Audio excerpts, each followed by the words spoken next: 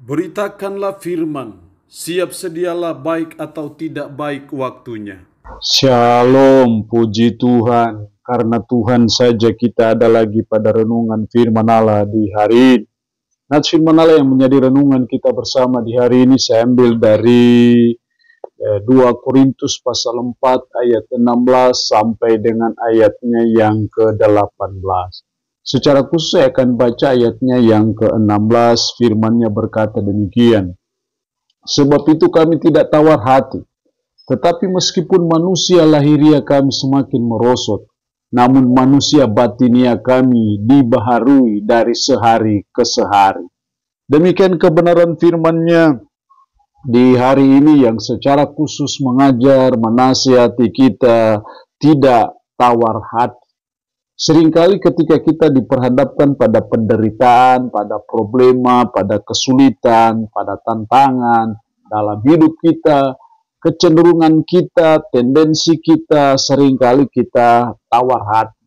Tapi kita belajar dari apa yang dikatakan oleh Paulus, sebab itu kami tidak tawar hati. Meskipun mereka mengalami banyak pergumulan, banyak penderitaan dalam pelayanannya, dalam kehidupannya, tetapi dia berkata, kami tidak tawar hati.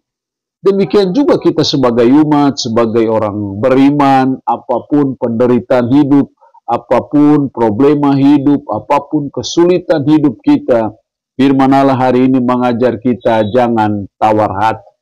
Kenapa kita tidak tawar hati dalam menghadapi berbagai pergumulan dan penderitaan dalam hidup kita? Ada dua alasan yang dijelaskan oleh penulis dalam ayat ini. Yang pertama, karena penderitaan kita tidak sebanding dengan kemuliaan yang kita akan terima.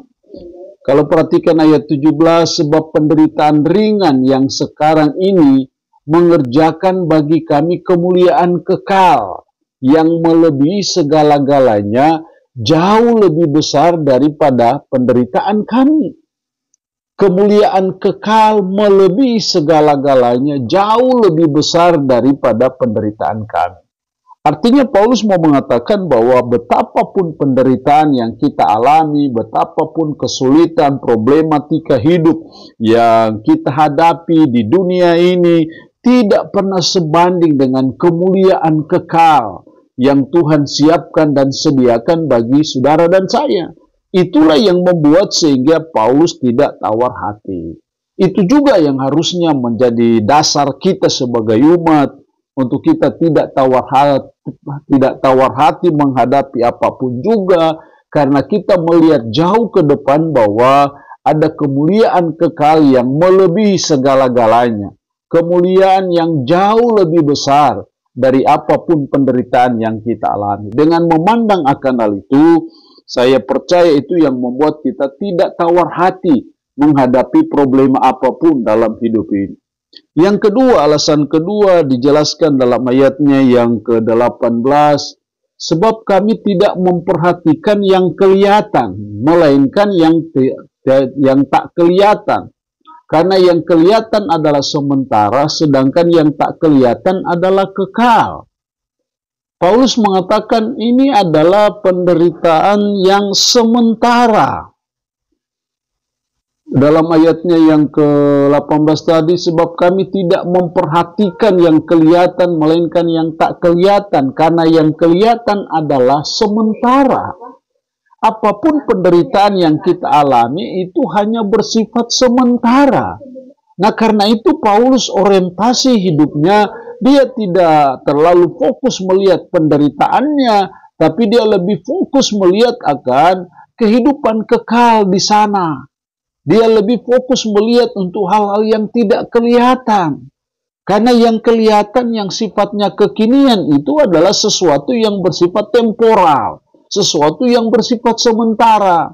Dia lebih condong melihat jauh ke depan sana. Sesuatu yang tidak kelihatan itulah sesuatu yang kekal. Dan itulah harusnya orientasi kehidupan kita selalu ditujukan kepada sesuatu yang sifatnya futuristik, sesuatu yang masa akan datang, yaitu kemuliaan itu, sehingga kita melihat penderitaan ataupun kesulitan apapun yang kita alami, itu hanya bersifat temporal, hanya bersifat sementara. Cara pandang kita seperti ini menolong kita untuk tidak tawar hati menghadapi apapun penderitaan yang kita alami. Allah yang punya firman ini memberkati kita dengan firman-Nya di hari ini. Amin. Mari kita berdoa. Puji syukur untuk firman-Mu hari ini, mengajar kami untuk tidak tawar hati. Tolonglah kami supaya kami tidak tawar hati menghadapi apapun dalam hidup, karena kami percaya kemuliaan di masa datang jauh melebihi apapun penderitaan yang kami alami, karena penderitaan yang kami alami hanya sifatnya sementara. Roh Kudus tanamkan, meteraikan firman dalam hati dan pikiran kami, dan sanggupkan kami untuk bisa memberlakukan firman ini dalam hidup kami sehari-hari. Berkat Tuhan bagi umat-Mu yang mendengarkannya. Terpujilah nama-Mu, dalam nama Tuhan Yesus kami berdoa.